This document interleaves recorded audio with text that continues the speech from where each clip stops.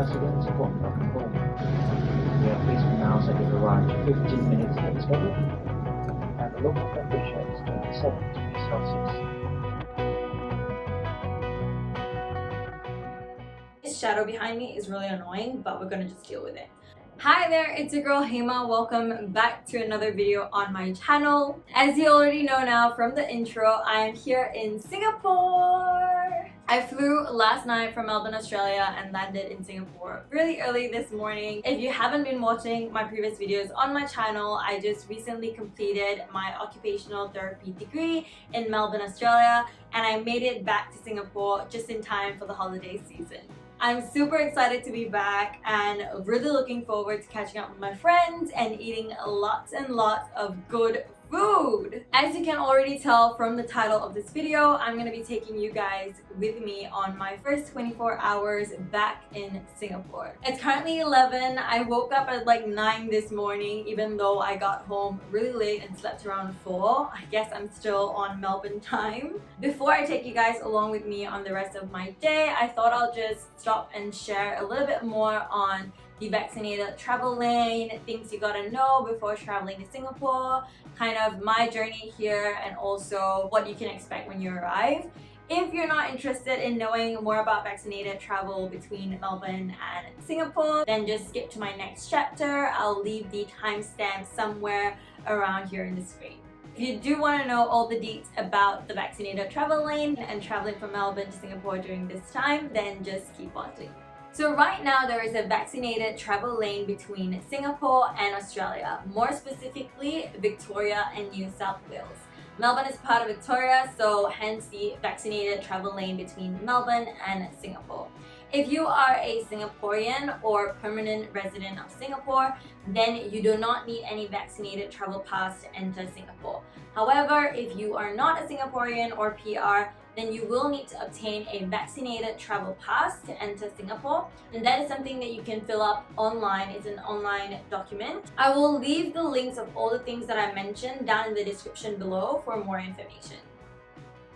Before you fly from Melbourne to Singapore, there are two main things you need to get done. Firstly, it's to obtain your international vaccination certificate. Secondly, it's to get your PCR test done within the 48-hour testing window and obtain a negative test result.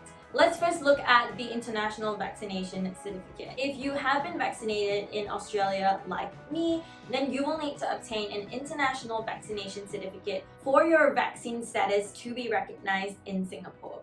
This certificate is not the PDF that you find on your MyGov account. This particular certificate will state that it's an international vaccination certificate and it will have a QR code on it. You can obtain this documentation in any Medicare or Centrelink service centers. Just bring your passport down and let the people there know that you want an international vaccination certificate. So now that you've got your international vaccine status and your flight date is actually nearing, you need to go and take a PCR test within the 48-hour testing window.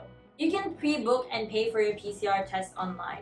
This PCR test is not like any of the other PCR tests that you just walk in to clinics in Melbourne and get for free. It's specifically an international travel PCR test because only when you do that, then you can get the required documentations needed for travel. I did my test at Melbourne Pathology, which cost me $145. I'll leave the link down in the description below for where you can pre-book the test.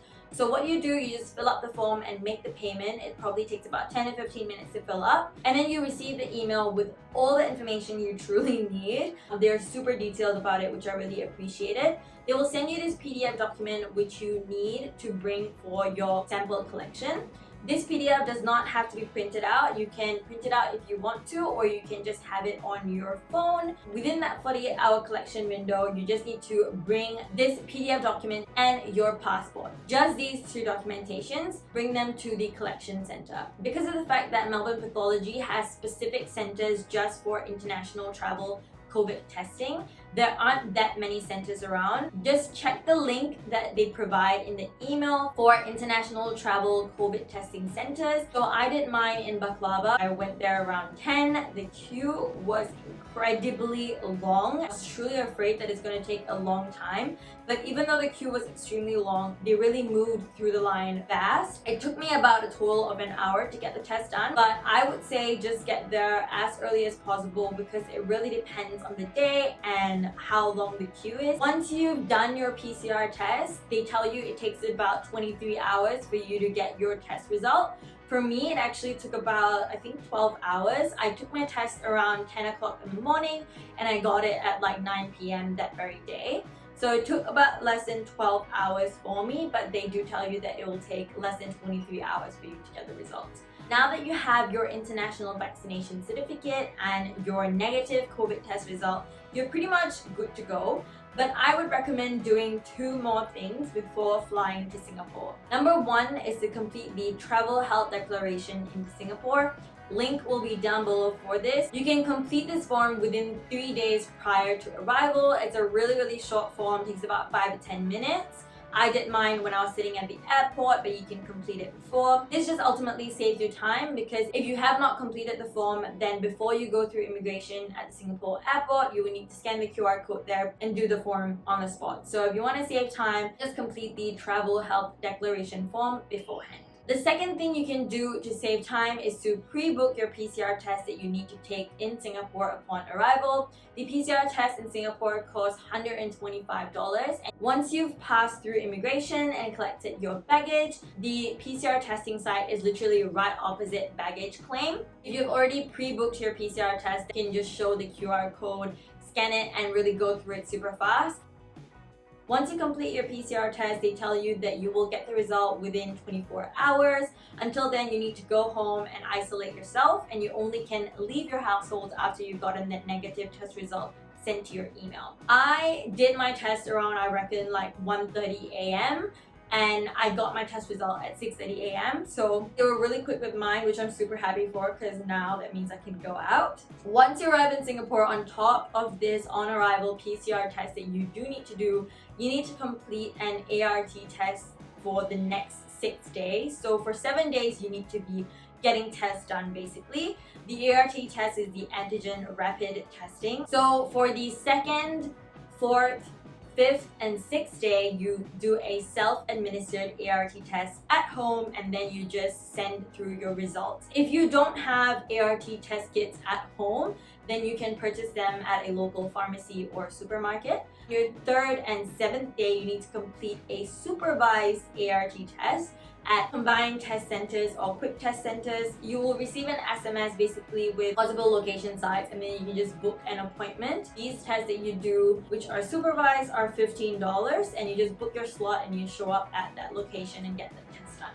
The ART test is super fast. It takes about 15 minutes, so it's really rapid as it states. But yeah, that's about it. 7 days of testing. You're just free as a bird to go and do anything you want. I hope all the information that I said about VTL and this testing stuff helps. Everything I mentioned down in the description box below for further information. That's about it. I am really hungry. I really want to go and get lunch. Let's go. So I went out and bought myself some Thai basil chicken rice. And it's so freaking hot outside, so I got myself dipping. Good stuff. This is like my favorite Thai basil chicken rice. I've been craving it so much and finally. Ooh, look at that. I am so hungry, so I'm just gonna dig in. Let's see the egg. You can't see it from this angle. Oh, zoom into that, zoom into that.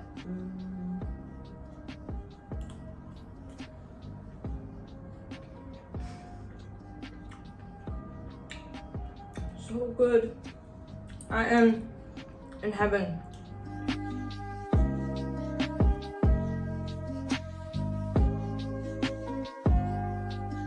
I'm gonna devour the rest of my lunch And then we've got some errands to run.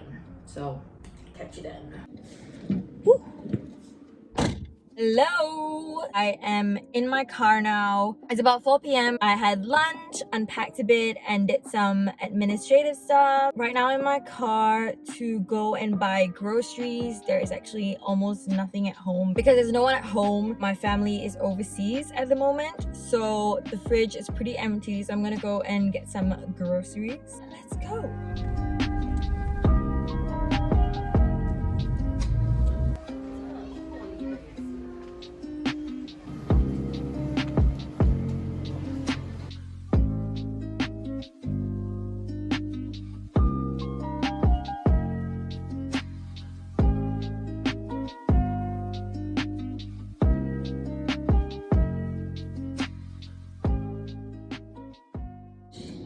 Good Lord, it is so hot outside. I'm dying, I'm melting. I just got back from grocery shopping and I am sweating all over. So I got myself some liho. I so miss like $3.50 bubble tea.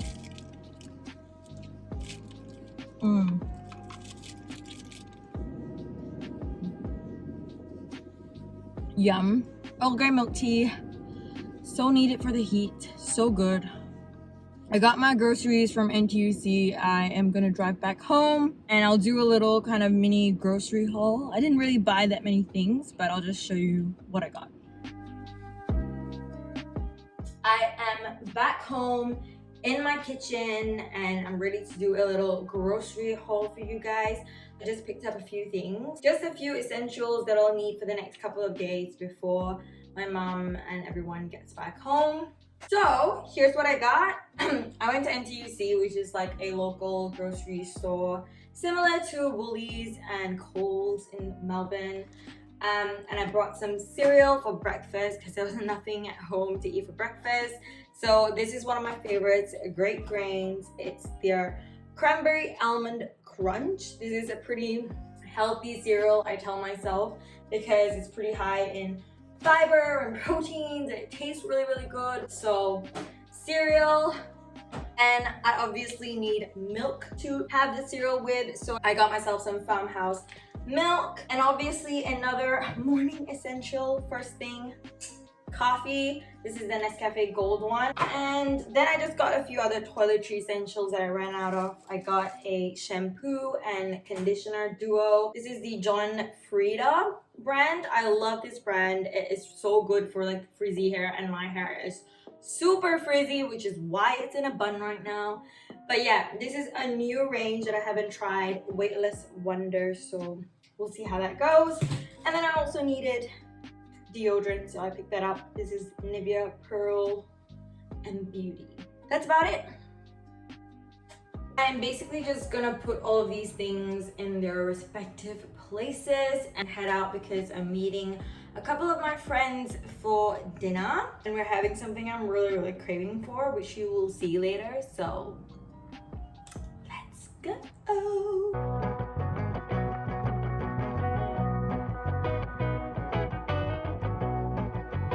I finally got my mala craving satisfied. Mala is similar to Dragon Hot Pot in Melbourne.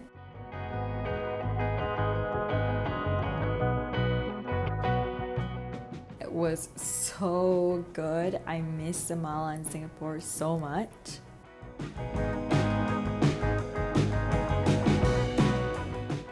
After dinner, I ended the night off with catching Spider-Man No Way Home on premiering day. Definitely a great way to end the night. That's it for this video. Hope you enjoyed it and I'll catch you in the next one. Bye!